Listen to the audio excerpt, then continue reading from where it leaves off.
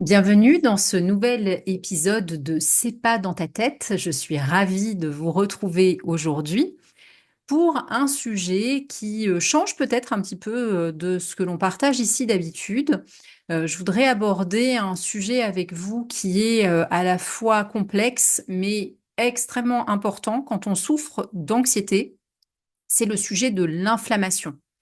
On parle souvent de l'inflammation comme d'un problème de santé physique chronique. Mais saviez-vous que cette inflammation peut aussi affecter notre cerveau et nos émotions? C'est ce que l'on va explorer ensemble aujourd'hui. On commence par le début. Qu'est-ce que l'inflammation? L'inflammation est une réponse naturelle de notre corps à une agression. Ça peut être une blessure, une infection ou même un stress chronique. L'inflammation sert à réparer les tissus endommagés et à combattre les infections. Imaginez que vous vous coupez le doigt, la zone devient rouge, gonflée, chaude. C'est l'inflammation qui fait son travail pour réparer la blessure. Cependant, quand l'inflammation devient chronique, elle peut causer des problèmes. C'est comme si l'alarme de votre maison se déclenchait tout le temps, même quand il n'y a pas de danger. Cette inflammation chronique, qu'on appelle aussi inflammation de bas grade, permanente, peut affecter tout le corps, y compris le cerveau. Mais quel est le lien entre inflammation et anxiété? Eh bien, c'est là que ça devient vraiment intéressant. Les chercheurs ont découvert que l'inflammation chronique peut aussi toucher le cerveau et contribuer à l'apparition de troubles comme l'anxiété et la dépression. En fait, le cerveau n'est pas isolé du reste du corps. Il est influencé par ce qui se passe dans nos intestins, dans nos cellules immunitaires et même dans notre flore intestinale. Quand le corps est en état d'inflammation chronique, il libère des molécules appelées cytokines pro-inflammatoires.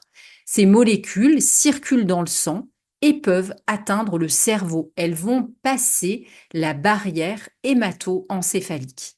Une fois là-bas, elles modifient le fonctionnement des neurones et des circuits cérébraux, y compris ceux qui régulent l'humeur et les émotions.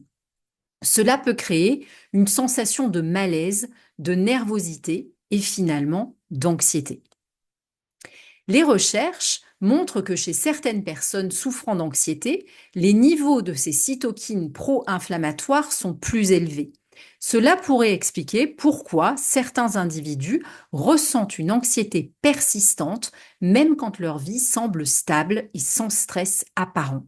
C'est comme si leur corps envoyait constamment des signaux de danger au cerveau alors qu'il n'y a pas de menace réelle dans le présent. Un point intéressant est que certains symptômes de l'inflammation, comme la fatigue ou la perte de motivation, ressemblent beaucoup à ceux de l'anxiété et de la dépression.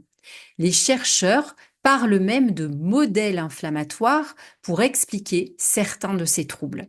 En gros, quand l'inflammation augmente, cela peut entraîner des modifications dans le cerveau, comme une baisse de la production de neurotransmetteurs tels que la sérotonine ou la dopamine, qui jouent un rôle clé dans la régulation de l'humeur.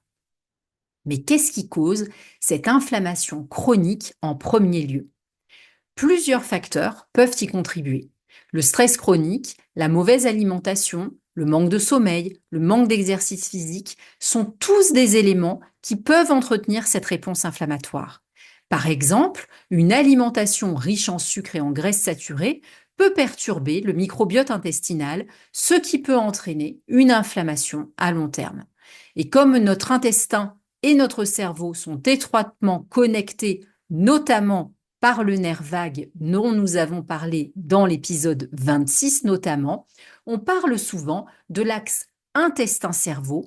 Tout ce qui affecte nos intestins peut aussi influencer notre santé mentale. En parallèle, le stress chronique est un grand contributeur de l'inflammation. Quand on est stressé, notre corps produit du cortisol, une hormone qui régule la réponse inflammatoire. Mais quand le stress dure trop longtemps, le cortisol ne parvient plus à bien jouer son rôle et l'inflammation augmente. C'est un cercle vicieux. Le stress provoque de l'inflammation et l'inflammation nourrit le stress et l'anxiété. Alors, que peut-on faire pour réduire cette inflammation et calmer l'anxiété? Bonne nouvelle, il existe plusieurs stratégies qui peuvent aider à réduire l'inflammation chronique et par extension à apaiser notre esprit. D'abord, l'alimentation joue un rôle majeur.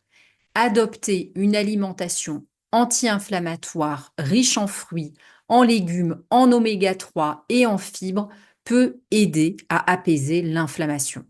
Les poissons gras, comme les petits poissons, la sardine, le hareng, les graines de lin, les noix, sont d'excellentes sources d'oméga 3 qui aident à réduire l'inflammation dans le corps et dans le cerveau.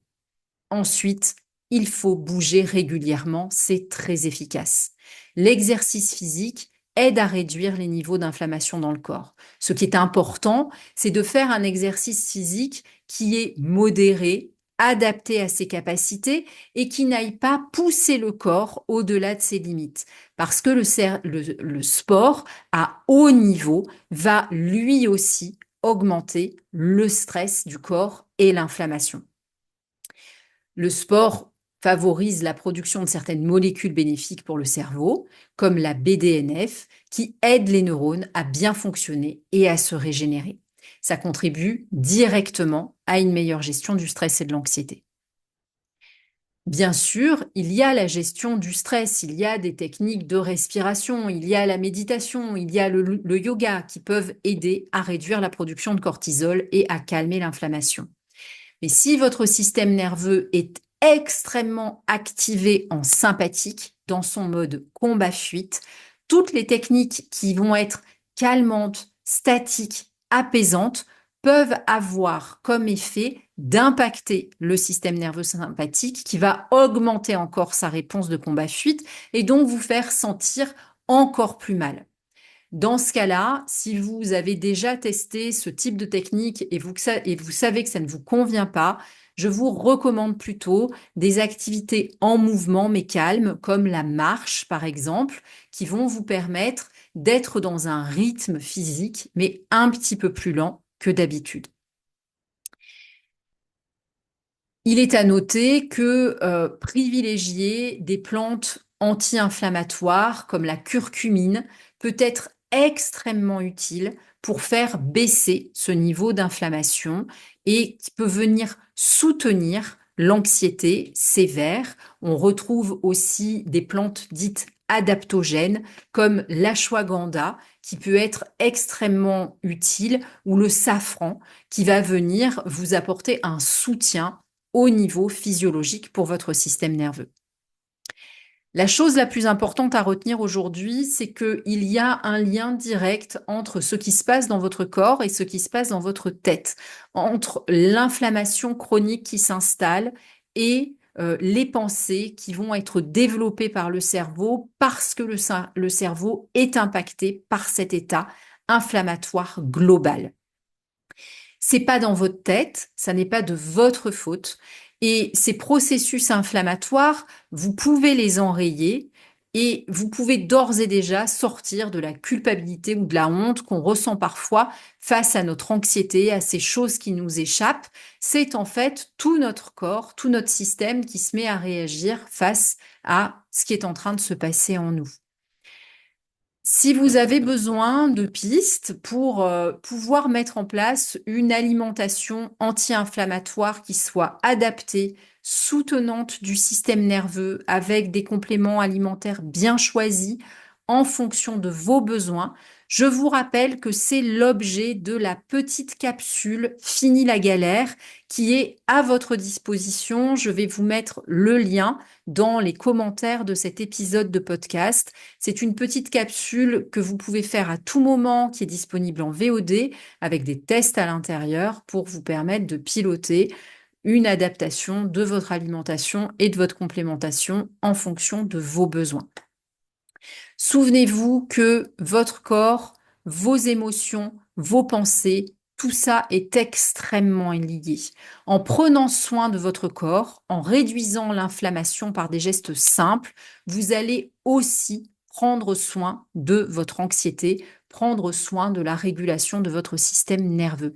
C'est une approche globale de la santé mentale qui mérite toute votre attention. Merci d'avoir écouté cet épisode de C'est pas dans ta tête consacré à l'inflammation et à son impact sur le cerveau. Si vous l'avez trouvé utile, n'oubliez pas de vous abonner, de laisser un commentaire et 5 étoiles. Partagez cet épisode autour de vous, partagez ce podcast, c'est important pour le faire connaître. Merci de votre engagement à mes côtés, comme toujours, et je vous dis à bientôt sur un prochain épisode de C'est pas dans ta tête.